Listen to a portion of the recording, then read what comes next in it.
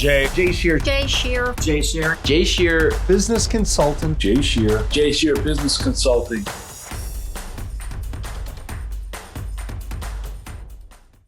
Welcome. I'm Jay Shear with Jay Shear Business Consulting. We build solid foundations for service-based businesses to grow and scale and achieve the results and success they deserve. And you've joined Business Minds Coffee Chat.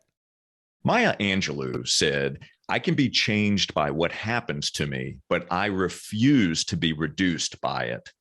We all experience rough and choppy waters in our personal and professional lives. It's part of the human experience. It's our response that determines how our life's story will develop, despite the odds against you. On today's episode, we're going to talk about responding to adversity, owning your stuff, shifting your identity to tap into your full potential and create a life you deserve, and more.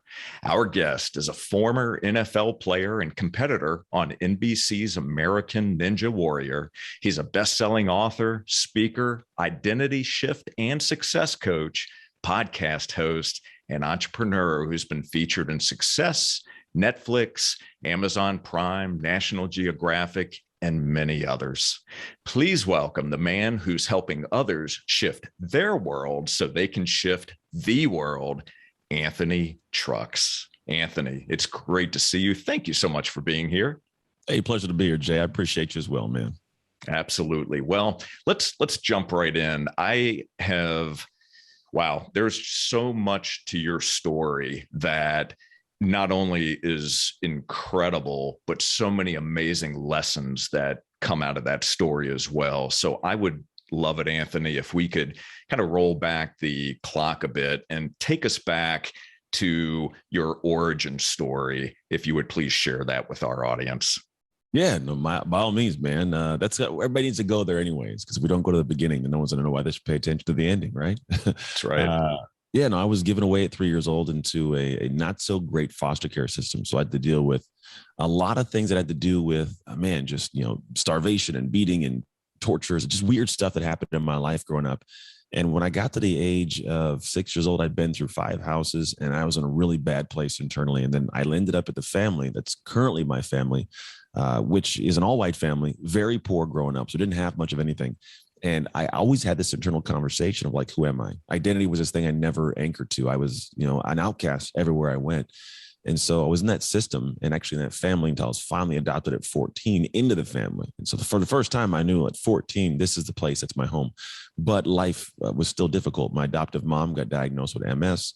I tried my hand at this sport where everybody else, was looking good. And I was like, I'm gonna be great. And then I found out that I'm not so great, which is the human condition of football. And I checked out, man. I was on the way to becoming a statistic of foster care.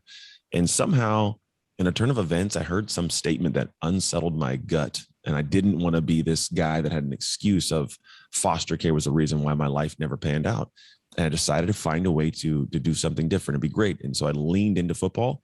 Fast forward, man, one off season of just crazy work to just get better at football, but actually in an odd way, I became a better human, I believe. I found a way to be great at the game, and it led to me later on getting a college football scholarship. I ended up in college with my high school sweetheart. We're the cutest couple in the yearbook. We had a kid at 20 years old, met my real dad at 21, played a couple more years in college, and eventually was blessed to play in the NFL. 3 years in, I got hurt in my third year, lost a career there. So I had a massive identity crisis, came home, had a couple more kids with my then wife. And so now I've got this gym and I lose all myself. The gym's doing horribly. My marriage is falling apart. I get divorced. I'm not a present father. Just everything that was me was gone.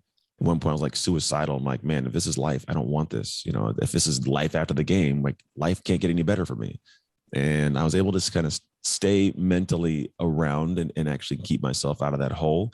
And I got to the point where 2015, April 15th, 2014 was actually it. But my mom, she passed away from MS, and it woke me up in a way that was like, I got to find a way to be better at this. And this life thing, at that time, I was on a 500 square foot studio apartment with my kids sleeping on air mattresses.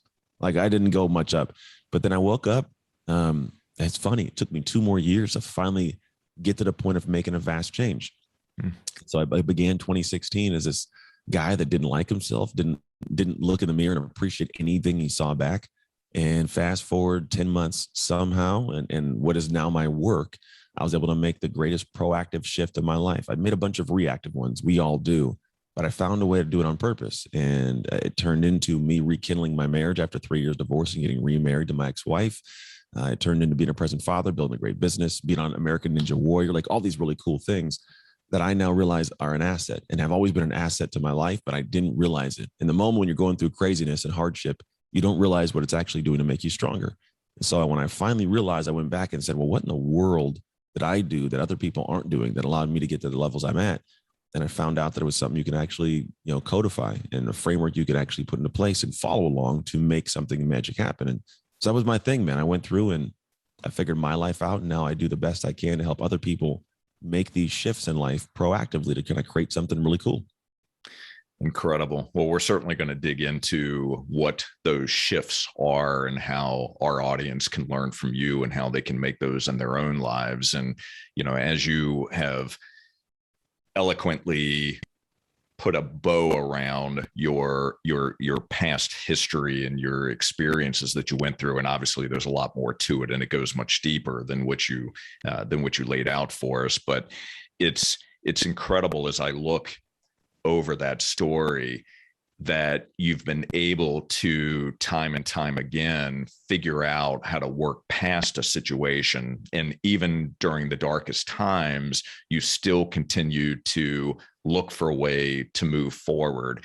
And I want to go back for just a couple of moments, because on this show we talk a lot about mentorship and coaches and things along the way that help to guide us and help give us some direction.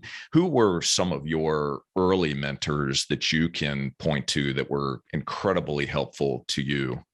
Yeah, I mean, to be honest, one was my adoptive mom. So she was the person who I say loved me out of my crazy. There's a lot that we do in life, and we don't feel supported in doing it. There's not anybody that's there as the guiding light in the sport. So mentors are huge, man. But my mom was a big piece. And then I had a lot of good coaches. I don't know what it was, but I always was around guys that in football genuinely wanted to see me do well, man. So they found ways to just be there when I needed them to. I got in trouble doing dumb kid stuff because that's what you do as a kid, right? But there was always somebody there in the back end that was supporting. So I had like Chris Matthews when I was a kid, George Flores, Tim Manley. I got to college, Don Pelham. Like we just always had somebody. I say we, it's a unit, man. I am not just myself. Like I've always had somebody in my life. So those people were paramount to my success for sure.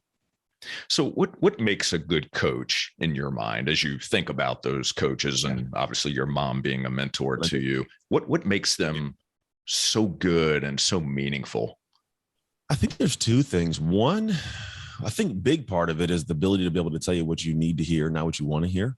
Because if you just have an echo chamber of your greatness in your head all day long, then you never get great. That's the interesting thing. You don't go past, because then it's like where I'm at now, it's pretty good. So having people that can look at you and with respect and care, tell you that what you're doing isn't at the level you are, wanting to do for your dream, or you can be better, you can do more.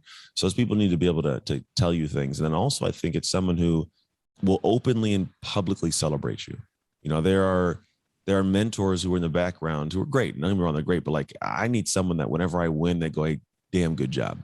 Well done." Like, because even though we may not all have that love language, no one's going to be like, "Don't tell me how good I did." Like people enjoy that. And it gives you a pride for self that other people notice. So mentors can tell you what you need to hear, not what you want to hear, but they also need to be able to celebrate you publicly when you do something well, whether it's shouting you out or just talking to you, right?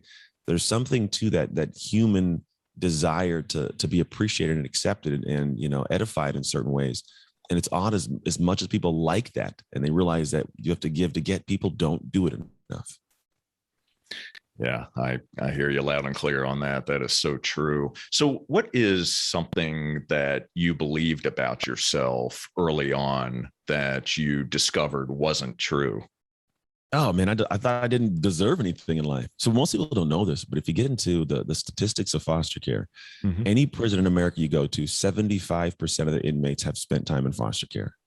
So that's already off top a bad statistic. If you look at our foster care, there's actually, they make up 50% of the homeless population. They've spent time, because when we age out of the system, nobody really takes care of us. So the homes that used to get a paycheck for us, they don't get a paycheck. They don't take care of us. It's a very weird dynamic.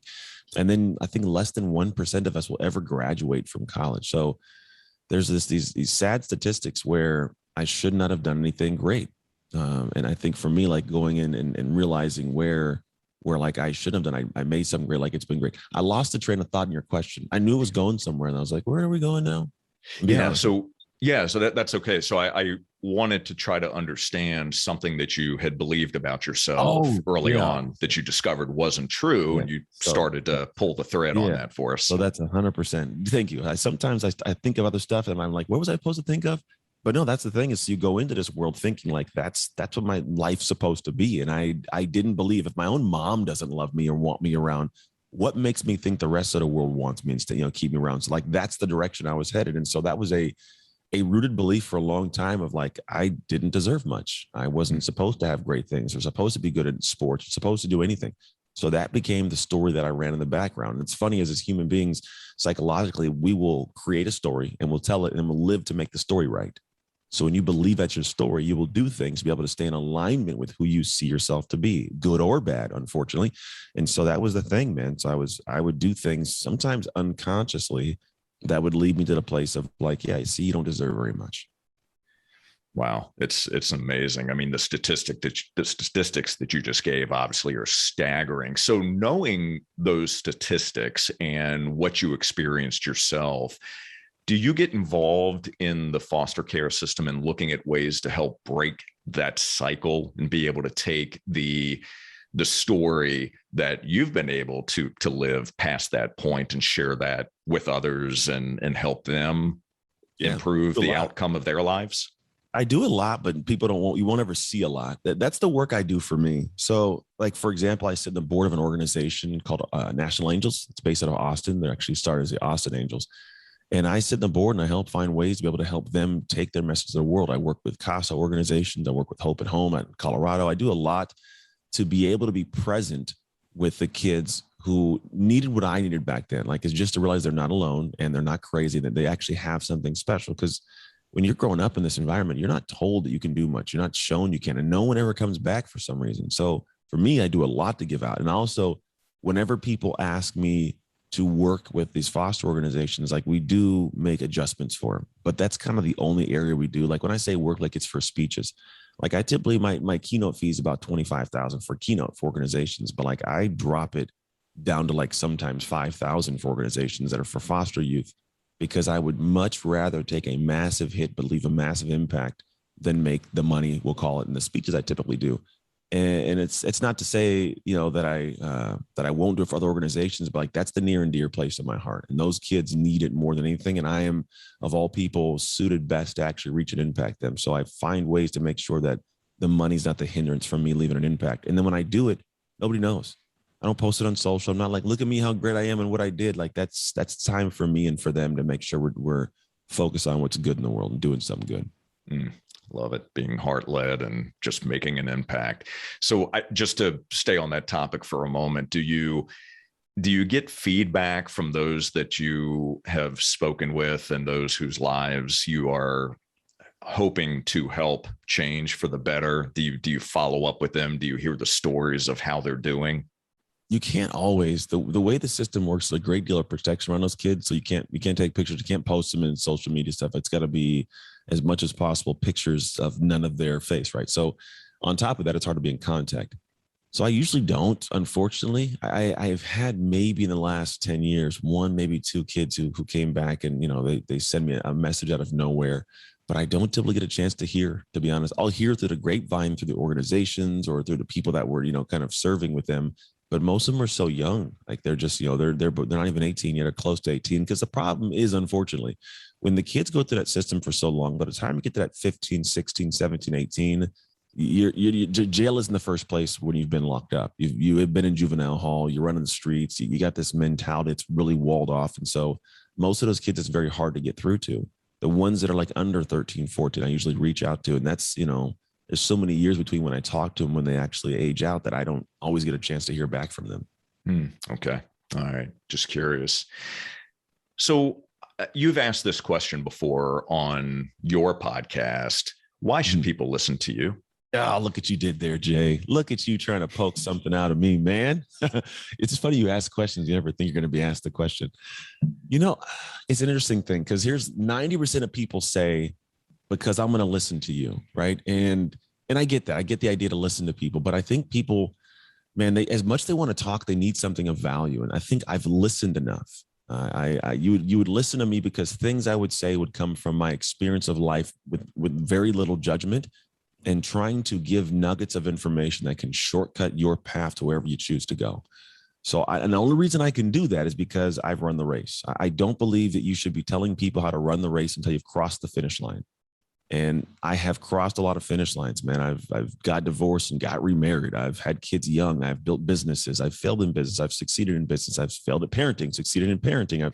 I've gotten bad shape. I've gotten good shape. I've taken care of. I used to run a gym for a decade. My degrees in kinesiology. There's so many things that I've run the race of and gone through that at this point in my life, little conversations with anybody in 5 minutes, if I get a gist of where you're at, I can give you one singular thought that'll be like, oh my gosh, I never thought about that. And it moves you forward. And I have a great deal of joy doing it, right? So if we ended up like at a coffee shop somewhere and I bantered back and forth and you told me a truth about a thing you're struggling with, odds are I could either help you find a way to solve it. I wouldn't solve it. I'm not going to guarantee. I can help you find a way, or I can point you in the right direction. And so like, that's why I think you should listen to me. I have something to give and I love giving it. Couldn't ask for a better response than that. Love it. So we know that moments in our lives define us. And you brought up your mother and losing her battle with MS. And those moments can change the trajectory of our lives.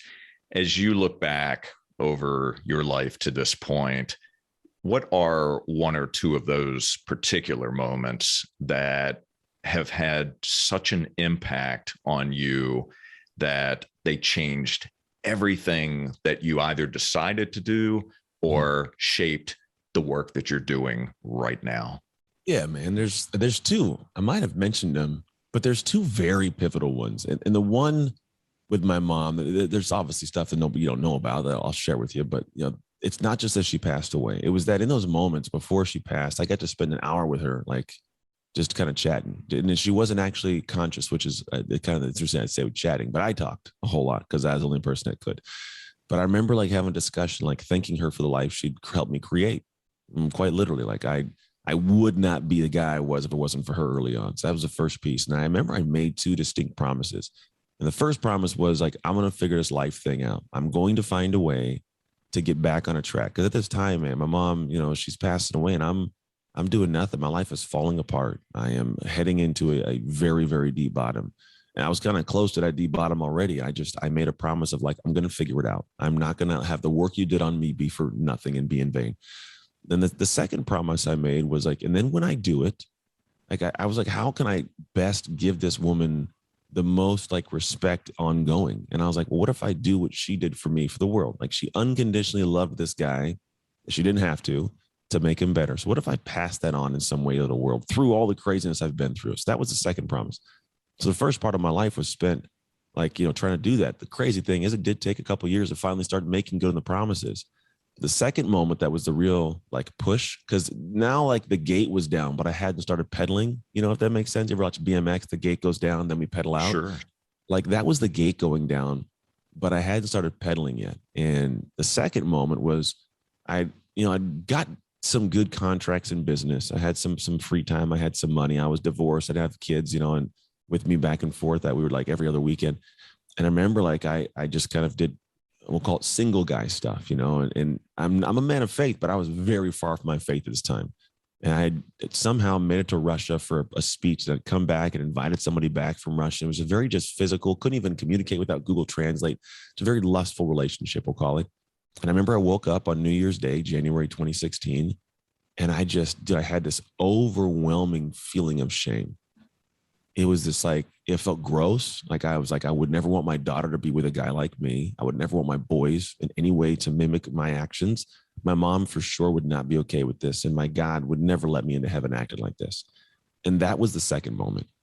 And the funny thing is most people would assume the first moment, your mom passing away would be enough. And if we're talking about real life, It's not always, it's not always that one that should be. It's that one that's not the catalyst precipice moment where all of a sudden an explosion took place and out of the sky came beaming, like it's the one where you just wake up and you go, holy crap, look at yourself.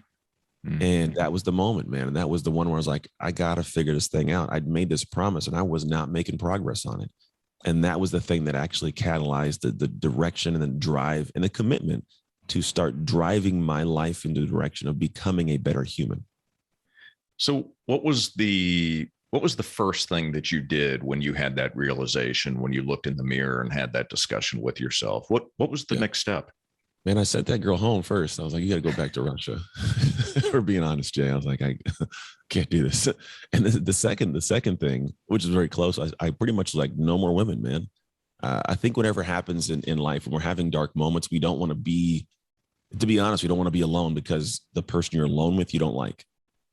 So I didn't like me. So I was like, I won't be alone. So you distract with drugs and alcohol and, women and stuff. I didn't do drugs. I did drink a lot and I went and partied and hung out. I was just doing my thing. Right? But it wasn't a good thing. And so the first thing was that I swore off women. I was like, no more women, no more going out. And here's what I did, dude. I sat on this couch. It was a brown couch in a townhouse that I could barely pay for previously, but I figured out the business stuff a little bit. And I would stare at this brown couch, brown wall, and I would just sit there. And all of me wanted to call people, go places like, no, you're going to beer with this guy. And I started having a conversation with him. Michael Singer, is it Michael Singer? I think he has the book Untethered Soul. And it talks about like who you really are. And his little, we'll call it airy, we'll call it somewhat woo-woo, but it's essentially makes sense. It's like, you are the watcher of you. You're not you, you're the person watching you. Like, so in your head, you have a conversation. There's a you asking you, bro, why would you go do that? What is, there's that conversation. So I was, as the watcher, having a conversation with the guy that I was showing up as in the real world every day. And I was like, dude, what really happened in your marriage? Why did this really fall apart? What's really going on with your parenting? Why is the business actually not thriving?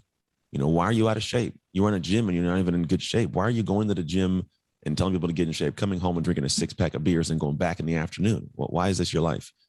And the conversations I had led to some very interesting realizations and ownerships, and realizing I was the common denominator in all my problems, because either I was the cause of it or I was allowing it to be part of my life. And so that conversation was like, man, it was just hard. And it was a lot of tears, a lot of ownership, which prompted me to think of the next stage is have a lot of very hard conversations, man. Like I went to my ex-wife and I owned up to my part in the situation that broke us apart. Like I had conversations with, people that I wouldn't say I wronged, but I definitely wasn't like doing things right by them, if we'll call it. So I owned a lot, and it was weird for a lot of people to have those conversations, to be honest, but they freed me, and I believe they helped them. And we kind of, you mend stuff that way. And that led me to the biggest, most important thing is most of the time when we are in a desire to move to the next stage, we won't grow out of fear that if we start moving, someone's going to come out and try to smash us back down. Truthfully, some people are like, I think they're afraid to go and be better because what if somebody gives me the guilt of whatever I've done? And so I think the inherent part of me was realizing I wanted to grow, but I had to talk to these people that needed to have this conversation. So when I was growing, they couldn't push me back into the box emotionally. And so once I did that, I had given myself permission to improve. And it led me down this pathway of being able to do the work. And I think people, when I say that, they think the work on myself, that's part of it. But really, it's the actual physical work in the world. It's getting back in better shape. It's building the business. It's trying to be a better dad. So that's the work, right? Inside of that, you are becoming a better human, but you're achieving while you transform as a person.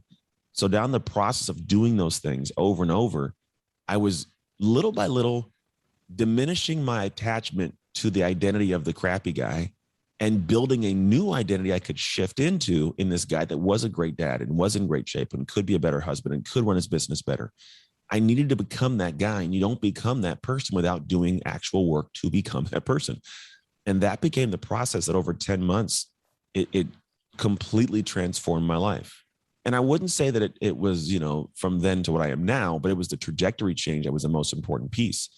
When I finally made the shift to be that guy, I now wake up every day not wanting to let yesterday's Anthony's down. And I've been doing that for the last, 5-6 years now. So in that process, for anybody wanting like, how do I change my life? Well, that's the steps, man. A lot of it boils down to that, but it's going to end at the baseline with you taking action, because I've always found that action ends suffering. And no matter what the suffering is, there's going to be some form of action that ends it. You may not want to do it. It may mean like you feel like you're pulling yourself apart at the seams, but that's the only path to getting there. And if it sounds and feels like it's out of character, great, because that means that you're trying to get to a different character than you're in right now. And the character you have right now isn't dialed. Wow. And amazing. And during that process of transformation, were you doing this alone? Was this just you, the work, and your own thoughts? Unfortunately, yeah. It took a long time because it was just me. And it's funny, I did Landmark, I think 2 years after this. And the things they had me do in Landmark, if you've ever been in a Landmark forum, they make you do these things where you go and call these people, do this stuff, and you battle through it. I'm like, I've done all this. They're like, there's no way you could have done it. I'm like, I did all this stuff. The problem is what you're doing in 3 days took me 3 years. I wish I would have done this, years ago. If you guys would have caught me back then, it'd have been great. But I'm like, I am in here right now. And I'm like, I have done this. It's very validating. The problem is when they hear that, they poke and go deeper to dig up stuff. And I'm like, I'm telling you, I did some, like, my marriage came apart because of an affair, right? I went and had a conversation with the guy calmly. Like, that's not something most human beings do. I'm like, I've already done, there's no one to call. I've called everybody. I've talked to everybody. I've released everybody. So it's very interesting. I did the work leading up, but it was, man, it was interesting how that all kind of transpired. But yeah, dude, it's a weird world how it all transpires and goes forward. It truly is. So is there anyone, because you just mentioned, you did all this work, you made these phone calls, you talked to these individuals from your past. Is there anyone that you haven't forgiven, that you want to forgive? What's funny is after that, there was someone that did do something. I don't know if I would say I haven't forgiven. Have I forgiven? I'm gonna check. I gotta check in. I gotta go ask the watcher, we'll call it. There, after all this took place, I had a bond with a person who, like, at one point lived in my house, paid for this guy's food, everything. And then he kind of went and started doing some weird stuff. And then when my wife and I were trying to get back together, like, he had been, kind of caught lying and doing some weird things. And so what had happened was he came to me and was like, why didn't you go to bat for me? I'm like, I can't go to bat for the things I'm hearing. I don't know what you're talking about. And in a weird turn of events, he decided to start embellishing what I had done during my single days and telling my ex-wife, now going back together, all this stuff. It was like true, but like not, you know what I mean? Like, it's like this happened, but he added 10 steps. And I'm like, why would you try to sabotage my marriage? It's a very weird thing. To this day, I don't quite grasp. The thing he says is, well, she's your wife. She should know these things. And I said, well, yeah, she's my wife. And if she's going to know, it's going to be me. And to be quite honest, she's like, to be honest, I probably did worse when we were single. She's like, so, but I'm like, but it's not his place to say it. So for me, there was a deep-seated pain, because you also have that mourning of a relationship. There were some business ties where, like, he did something very shady that I probably could have sued him for, but I didn't want to be in that space. Now, have I forgiven him? If I saw him right now, at this point, I wouldn't do anything. But there are times before I'm like, if I saw him, I would find a back alley and destroy his face. Like, that's where my thoughts were at. If I'm being honest, like, I'm still a linebacker at my core. And there are very few things that will egg me to a certain level on outside of, like, family. That is I think it's a foster care thing. But when you're attacking my family, there's a vastly different level of Anthony that comes out, we'll call it. So I would say that I don't have a desire to physically accost a human anymore. No. But I wouldn't say that I have fully forgiven a human. But the good thing is I have a separation so far that it doesn't weigh on me. I don't mourn the relationship anymore. It's more of like there's a peace with he's doing what he's doing. He's living his life. I think when you forgive somebody, I think you want good for them. I can't say right now, if I'm being honest, I can't say that I want great for him. I don't want pain and anguish, but I don't think there should be reward to his life for having done the thing that he did, if that makes sense. Roundabout way, but you're getting into the depths of my heart right now. It does. It makes perfect sense. And I want to just touch on forgiveness for another moment. And that is around those. So let's speak to our audience who might be going through a difficult time in their business, where they either have a business partner who has done something to wrong them. They have a customer, let's say, that hasn't done something ethical or maybe isn't paying bills, whatever the situation is. Yeah. Talk about why forgiveness is so important and the ripple effect that it could potentially have on other areas of our personal and professional lives. Yeah. The funny thing is there's a experience. There's also a logic behind how to forgive, because I've had to forgive like my real mom who gave me away, my ex-wife and her situation, people that stole from me in business, my real dad who said he didn't know I existed and then told me he did know my entire life before he passed away. Right? These moments happen. The interesting thing, and like I've had a lot of moments publicly, we'll call them black moments, that makes sense, in public. Like it's very interesting how it all works out. And so the dynamic that I look at in the world I live in is like, you can't go into a world and give anything outside except for what you have inside. If I want to give joy, realizing that in order for me to get a good world back, I have to exude that. The world's a mirror, I believe. You give good, you get good. You know, maybe not 100% of the time, but you have vastly more chance. But if I can't give good because I don't feel good inside, I can't get good back. The logic should be, hopefully people get that. So when you carry this anger and this disdain and this desire for people to you know, own up and whatever it is, and you haven't forgiven them, you carry that inside. And when you carry that inside, you exude it out, because you can only give what you got. You can't squeeze a lemon and get orange juice outside, right? That's what you have. So when that comes out, it mirrors back to you. And we almost unconsciously are living our life in this cycle without even realizing that that's the problem. That's why when people have very traumatic experiences, the foster kids, for example, when I grew up in foster care, there were a ton of, I was put in chicken coops and forced to chase chickens to earn meals, put in shopping carts, pushed down hills. I was forced to lick the bottom of shoes. I had a lot of anger inside of me, and that's what came out. And in doing that, the world becomes a mirror. I was always in trouble, always acting up. And so when you don't forgive those people, it carries deeply. So that's the reason why, because if you don't forgive, the world becomes a mirror to what you have inside, and that it just becomes a vicious cycle. Now, the logic behind how you step out of that, what's been the most useful and forgiving thing for me is to realize that people, unfortunately, are doing the best they can with what they have. And when I look at my mom and look at my dad and my wife, those people, they weren't trying to maliciously hurt me. I think that's the one thing of why the forgiveness is hard for me with this individual, is because with everybody else, they were doing things that hurt me. You know, my mom didn't know what she was forcibly putting me into, right? She didn't understand that fully. My wife was seeking something for her fulfillment that in turn hurt me. My dad he had an older daughter and a younger son. He had a different family. I was out of wedlock. He was trying to find a way to not, you know, have his back and forth from my life. Not saying it's okay, but when you think about the darkness they had to experience to do that, whatever it may be, it's like Sun Tzu says, when you learn to like know your enemy, truly know them, you love them because you understand their humanity. So forgiveness for me goes a different level. And I go, man, what kind of place did you have to be in emotionally to do that thing you did? And then I go, you know what? They probably just weren't given the tools. And then do I fault a zebra for not having, you know, for having stripes, we'll call it? Like, it sucked, but that's the reality of it. It wasn't done to maliciously hurt me. It was done for a selfish need that affected me.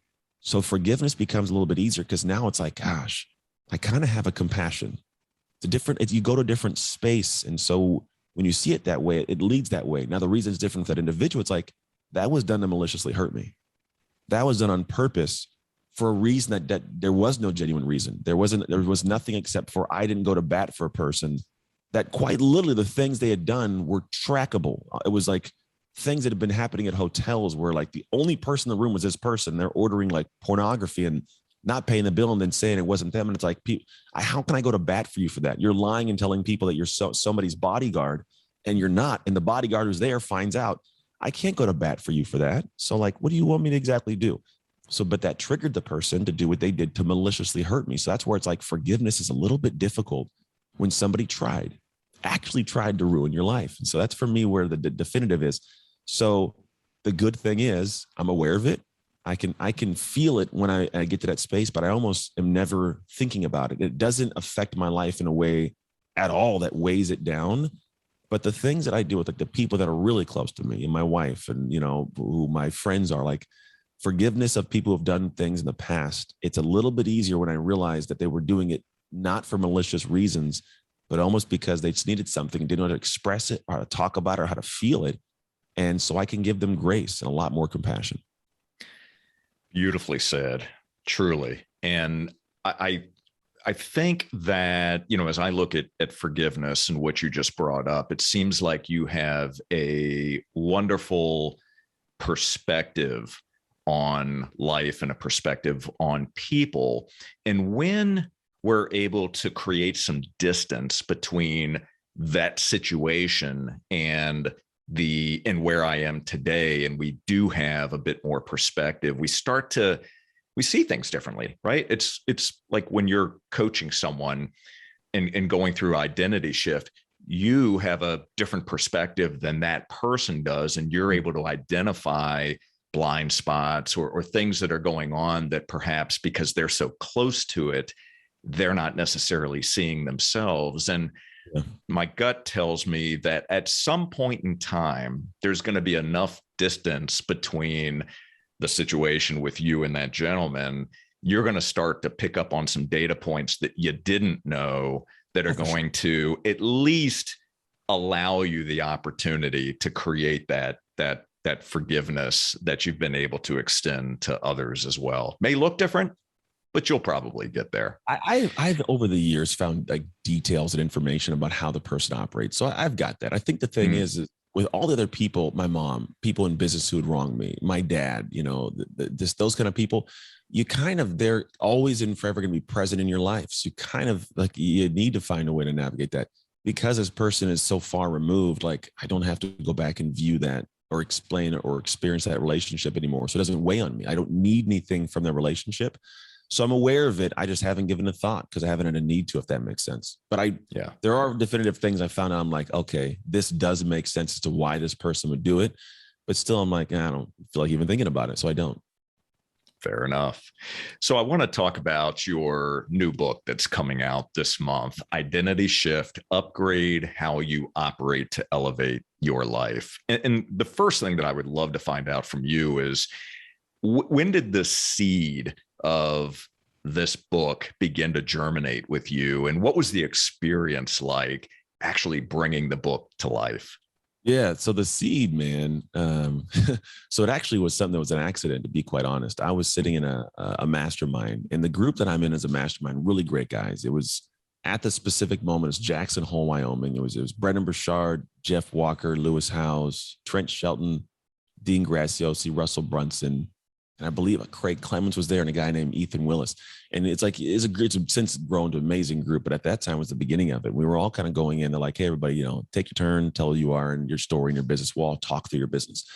So we kind of started doing that. And I was telling my story about the brand of Trust Your Hustle, my previous company, which was like all about trusting your hustle. It's quippy, sounds good, right? And I tell the whole story, most of what you've already heard now. And I get to the point of telling what I do and why. And one of the guys, Ethan, he goes, I don't like it. And I'm like 3 years deep into this. I'm like, Ethan, what are you talking about? You don't like it. This is my thing. He goes, I don't like it, man. He goes, to be honest, just listen. He says, well, at the end of the day, there's a message and a messenger. And he says, the messenger is you. You can talk, you can speak, you're passionate. He's like, you're a great guy. He says, but the message, if it doesn't land, then none of the power of you comes through and you can't make the impact you want to make. And he says, so as a message, it's got to align. And he says, the message, I don't think it's you. He said, I think it's cool and it sounds good, but he says, it doesn't really come together and tell me about like, how'd you navigate foster care and not become that statistic? How'd you get through being the only Black kid in a poor all white family? How did you navigate a sick mom and then somehow do sports, and then a young kid, and then meet your dad and then stay straight and narrow? I had a grandparent that committed suicide. He's like, how did you get to the NFL? How did you stay in the NFL? How did you handle retirement? How did you fall apart after and then get back your marriage, get back like all? He's like, dude, how did you navigate all those different shifts of your identity? How did you get here? Like, how are you with us? And it was like somewhere that everybody in the room goes, oh, identity. Yeah. And like the message kind of came out. And so I sat there, and it's funny because it like actually became another identity shift, because my identity was trust or hustle. And I had to now contemplate, do I shift this new thing? The moment he said it, I kid you not, I'm like, yeah, that's the thing. Like, because I could have attached and held on to that trust or hustle and battled for that. But I think when you know, and part of who I am is I'm very adaptable. So I listened to it and I was like, ooh, Dave Halls was there too. I talked to Dave Halls about it. I looked up some stuff and I was like, man, that really is something no one's talking about. And that was the seed that planted and turned into me going back and looking at my life and realizing, holy crap, there's been some things I've been doing unconsciously that have allowed me to have success throughout my life. And anytime that I fell apart and I want to get back together and do stuff, I really had done kind of the same things. And I'd done them without intention, haphazardly, but didn't even look at like the psychology behind it or like the neuroscience behind what I'd done. So I started diving into that. What goes on? How's my brain firing? What am I thinking? How am I processing this forgiveness stuff? All these little nuances. And then how do I become the guy that does X, Y, or Z? And I was like, oh, there is, in fact, a golden thread through all of it. And so the book became this thing where I started building and developing what's called the shift method. And the shift method quite literally is a duplicatable, like bulletproof process where you can go in and say, like, I want to shift to be that person. And the reason we would want to do that is because you want to have certain things. We want to have more in life. The truth is, if you were already that person, you'd already have that thing. Just inherently, it's pretty straightforward. I mean, you don't have to think too much about it, right? There's moments where we can see this come to pass because people will have all the information in the world, Jay. They'll know what to do. The books are read, the course is taken, I got it all. But a moment comes, 5 o'clock in the afternoon, I got to get this done. And I go, you know what? My kids are acting up. My wife's been doing this. Yeah, I'm gonna go push to tomorrow kind of thing. Or I'm gonna scroll through my phone. And I have clients that they'll like tell me this excuse as to why they didn't get whatever they promised done. And I go, I'm gonna ask you a question right now. First off, what is it you want again? And they'll tell me I want this, this. And I say, great, you want that. The person who has that thing, would they make this excuse right now? Straightforward question. And the thing is, you go, oh, no, right? So that's transparent. It's not the info. You already had it. You just weren't the right person to use it at the moment. So what the book became was this process where I was going through developing the method and writing down ideas in an Evernote. Seriously, it was 3 sections of an Evernote. First section was, what are some ideas and concepts that really resonate with me in this concept of identity to get people to get it? The second one was like, what are my life stories that connect to that? Third one was like, what are some data points of things I've learned and researched and found that actually can aid this concept of thought that I have? I just threw them into some Evernotes. That was it. I hadn't honestly wasn't even intending to write the book. It was just kind of like dumping ideas out of my brain. That's how I operate. And then I talked to a guy who was talking about his books. And I was like, yeah, I did this thing. He goes, yeah, any books? I've been working on this thing. It could be a book. He goes, what is it about? Tell him. He goes, you got to talk to my publisher. So I talked to the publisher and he goes, dude, let's make it a book. This was in end of 2019. And we're now in a time where, of all times in history that I've been alive, identity is the most critical thing we're struggling with. So as this book comes out, you're talking about a time frame when we have all these racial identity conversations, these gender identity conversations, mental health identity conversations. We have conversations about the world changing and who am I in this new world? I mean, the entire world got like their whole rug pulled out from under them. And a lot of people don't know who they are in this new space with no guidebook, no structure, no flow. So they're just floating like leaves in the wind. And the book is the method. It walks you through how to actually go back and take control with certainty of the things you're doing today to become the person tomorrow who has the things you desire most. Wow. I can't wait for this book to hit the shelves. So tell us then about the shift method. Let's walk through that if we can. Yeah, most definitely, man. There's a deep aspect to it, but we'll give you what they call it, the 50,000 foot. So the way that I look at it, it's got to be simple. I look at it like this. When we talk about the identity that has what you want, I just call it your zone identity. I'm an athlete and I think about when you're in that zone, that flow, like it's just, man, it's like everything melts away around you. You know, like you're impenetrable, you get confidence, you're operational, no distractions, you're focused, you're getting your workout in, your marriage is good, your kids are happy. Like it's just, I'm in that space, like an athlete who's just balling in, game 1 through 7. This is a zone. And a lot of us, we've felt that before, but we fell out of it. Somewhere along the lines, we fell out of the zone and we don't know how to get back on it. So I say, let's shoot for that zone identity that's at that higher tier. The first thing we have to figure out, there's 3 stages. There's see, shift, sustain. But I look at them like this. The first thing, C, is what are your zone lags? We got to see your zone lags, the things that are slowing you down, the holes in your bucket, we'll call it. Most people want to go to the second stage, which is all the work. We're going to talk about that in a second. But the problem is they get there and they do all this work and they end up no better. They're still broken inside. They're still broke. They'll get burned out. I've been working. Why haven't I got anywhere? Well, because you were solving you were filling holes in spots in a bucket that were somebody else's holes. You borrowed Jay's morning routine. You borrowed Anthony's workout program, but you didn't realize you needed stuff for you to work on. You need to communicate better in your marriage. You need to be smarter with strategy in your business, save more money, whatever it may be. So you got to go back and take a look at that zone lag area and go, what are my specific things that I got to work on that are going to honestly hurt my ego to accept. It's gonna poke you. That's what I did in that morning when I look at that mirror. I'm like, oh, I finally saw me. I realized my zone lags. And once you've got that clear picture, and there's depth to it, just let's be honest, it's not just going like, I know what this is. There's a statement I love, and it's hard to see the label when you are inside the jar. Good one. So I have noticed that like there are a lot of people who are walking around not realizing what the jar says, and you need other people sometimes to show you the label. You ain't gonna like it. You ain't gonna like find out your pickled spear, like it's just, but it's like, hey, this is what I am, right? But when you know it, now you can give yourself permission to improve. That's the key for stage one. C phase. Second phase, the shift phase. And I call it a personalized shift plan. We talked about the aspect of action. The cool thing is logically, habitually, you are what you consistently do. But most people are doing things that are the consistent things in the wrong direction. There's no plan distinguished specific for them. So they follow all these professionals and these stars and go, I'm going to do what they do. And then they don't get anywhere in their life. And it's like, well, you're not them. They got different things they got to work on to be a successful human in the manner that they are. Those aren't your things. So yeah, you end up being like your boss, and all of a sudden your boss's marriage looks like your marriage. You followed your friend, all of a sudden your friend's body looks like your body. It's how did that happen? Well, because you're following other people's processes and plans. The idea is to sit back and go, what is my stuff that I've got to work on? And you design that zone identity. Quite literally, you design what is that next zone I want to go to? What do they look like? There's segments of the identity. And you go, okay, great. What are the things I must habitually do or actionably do over time to become that person? And then essentially at one point you go, here's my plan. It's time to launch it. That's your shift plan. Then we go to what I call your discipline system, the sustain phase. If you think about make an identity shift, you're not going to know when it happens. It doesn't happen like, I don't care who you are. You can win a championship game. You're a champion, but it still takes time to set in that I'm a champion. You know what I mean? Like it's not an immediate thing no matter what it is. And I've aching this a lot in terms of like when the shift takes place to like being at a coffee shop working. So Jay, you ever been to a coffee shop, you sit down, you have some work to do, but next, you're scrolling through your phone for 5 to 10 minutes. And then eventually you go, I got to focus. You just focus. And like 5 minutes, you're aware of the 5 minutes. And all of a sudden, 2 hours, you pop up and go, where the heck did the time go? It just flowed, right? And you don't know when or where, but you essentially floated into that space and it just got things done, right?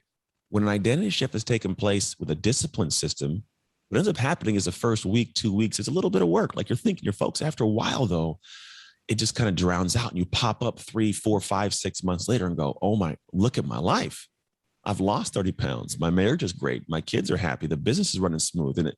And you, like you said, you look back and you can't even put your head in the same mental space as the person you were before. You've shifted. You're a different person. And we've all had these moments and done them, but they've happened unintentionally or just on accident. I just formulated a way to do it on purpose with intention. And then what happens is you've done these right things and now you're having success and feel like a success. And that's a sweet spot to be in. Wow. Incredible. I can't wait for this book to hit the shelves. And that book is coming out. Is it on August the 24th? August 24th, man. Yeah. And if you guys who are here listening to it, the code Business Minds Coffee Chat, it's BMCC is the code. So anybody that goes to the identityshiftbook.com, you got to go buy the book and bring the receipt and the code back. But I'll add on and give for the first 10 people an autographed book. So you'll get 2 books. And then I'll also give everybody an audio book, the digital book, and the workbook that actually takes you through a lot of my modules and my coaching methods to be able to get this shift happen in your life. Outstanding. Very generous of you. Thank you for doing that. Obviously, we will put that in the show notes as well. So speaking of flow for a moment, as you were crafting this book and taking all of these notes and putting them into Evernote, did you find that the information just flowed? Was it a flow state process for you? Well, I didn't write the entire book like I did. The first book I wrote, I locked myself in a room in Sparks, Nevada, and for 7 days wrote a book. I didn't do that this time. I have a really good awareness of how I operate to set my environment so I can get into that flow state faster. I just know how I work. I've just been doing it for 11 years, 12 years now of structuring my life. And so what I've come to find for me is I had everything done. It was dialed in. I organized. And all I had at one point was just to write the chapter. Just write the chapter in front of you, right? And I had the structure. I had the flow. I knew where I was going. So I just sat down, set my environment, started typing first 5 minutes, and all of a sudden I pop up 2, 3, 4, 5 hours later, and the chapter was done. So realistically, my publisher said, you've written the book faster than I've seen anybody write the book. I was like, I didn't do anything different. All I did was say, I'm carving the time out. I'm working on this chapter. This is the only focus I have in this moment. I've done the work in advance. Let's go to work. And so, yeah, I just sat and wrote. There was some editing to do afterwards, but writing the book was it's fairly simple. I mean, I'd been doing the work. I'd been in these conversations for years. I've understood what the conversations are like. I know the problems. So I just talked through them in simple formats and followed my plan. And then, yeah, it was done.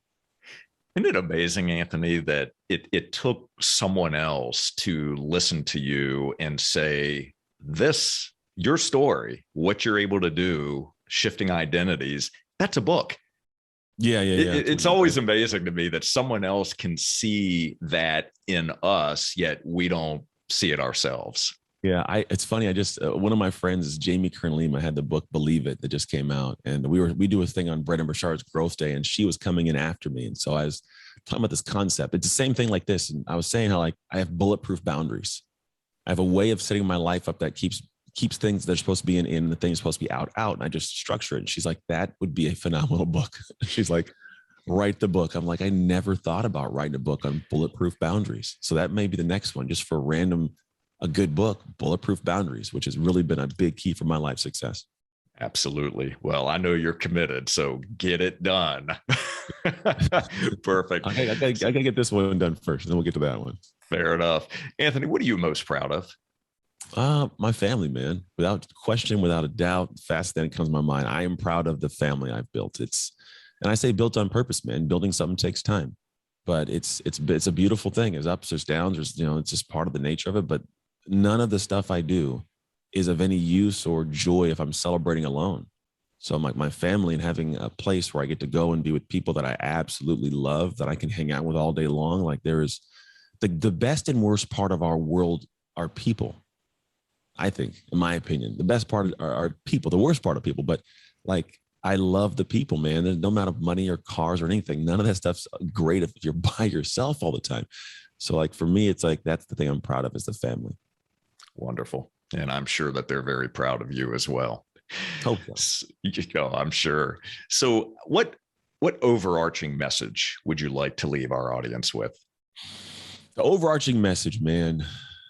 Dude, my mom is a simple. My mom passed at the age of 47, and I was 30 at the time.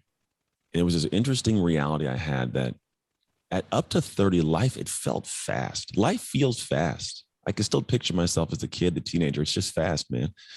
And I realized that my mom, and the time that she passed, like I could potentially be here for less time than I've already been here. So I do not have time to waste. And if anybody's sitting around going, it'd be nice to, I should, like, think about the mortality, the aspect of that. Dude, this is serious. I haven't talked to anybody about this. 3 days ago, I flew back from Portland, Oregon with my son, and we got back in late, and we're driving to go home. And the weirdest thing, man, there was a car, I come on the freeway, a car on the right side with flashers. And as I'm driving, it's dark. To my left, I see cars swerving, and I swerve, and I drive past a dead body. Someone had got out of their car and must have got hit, and they got ran over, and then a mangled body. And it's like the simpleness and the quickness of how life is. Like it almost reset that moment of like, I don't have time to waste anything. Accidents, it could take me from my family. I'm gone. And I do not want to leave. And I think none of us should leave this planet without being empty. Like you got to give it. You got one shot at this. Give everything you got. At the end of it, no, whether somebody liked your book or didn't like your book or liked your post, none of that matters. But did you put everything in you, out of you, before you got, taken away? So for me, it's like, that's the thing. We could be here for less time than we've already been here. So we really got to get moving. Wow. Thank you for that. That's an amazing reminder. Do stuff that matters every day. Every day. It makes shift happen. Dude, that's it. You don't say that if like you made a good meal, like I made that shift happen, but it's like you write the book, you get the stage, you get the whatever it is, like, yeah, I made that shift happen. Like it's the concept of like remove the F, but it's also like that happens because inside you make the identity shift. So Go make shift happen, people. There you go. You heard it. So before I ask my final question to you, share with us where we can connect with you and consume your incredible content. Yeah, man. Best place is Instagram. Just hop to Instagram. It's easy at Anthony Trucks, and you'll find me there. We get to hang out and talk and do all the cool stuff. Outside of that, man, go check out the book, identityshiftbook.com. There you go. Obviously, we are definitely going to link to that in all of your social channels. So here's my final question to you. So what are you adding or eliminating from your life to live more fulfilled and with greater purpose? I eliminate the ideas that don't have space to play right now. There's a lot of ideas we all get. And for me to be able to get where I want to, like some ideas belong in the future. And I think we all sometimes go, great idea. How can I add it to now? And it's like, you don't need to add it to now. You can get a lot done, right? And do your stuff without forcing it. The problem is we have too much stuff in our brain and then we get nothing done from confusion. So it's better to do the things now to get them done and then have that thing wait outside the bubble a little bit. So I just take things off my plate that I can't eat right now. Fantastic. So well said. Anthony, thank you. Thank you so very much. I'm grateful for you. I appreciate you spending some time with us and sharing of your story, your experiences, your knowledge, your wisdom, and your amazing voice. You have such a commanding presence. So thank you so much for being here. Welcome, man. You too, man. I hear you got that good radio voice, man. Kindred. I appreciate it. Thank you. And for all of you, thank you so much for watching and listening. And please take a moment to subscribe, rate, and leave us a review. We would love it if you would share one or two key takeaways that resonated with you from this episode. And to enjoy more episodes and to learn how Jay Shear Business Consulting can help build a solid foundation for your business, all you have to do is visit jshearbusinessconsulting.com. And until next time, stay healthy, keep learning and growing, order a copy of Identity Shift and start making shift happen. And we'll see you on the next Business Minds Coffee Chat. Take care. Jay Shear. Jay Shear. Jay Shear. Jay Shear. Business Consultant. Jay Shear. Jay Shear Business Consulting.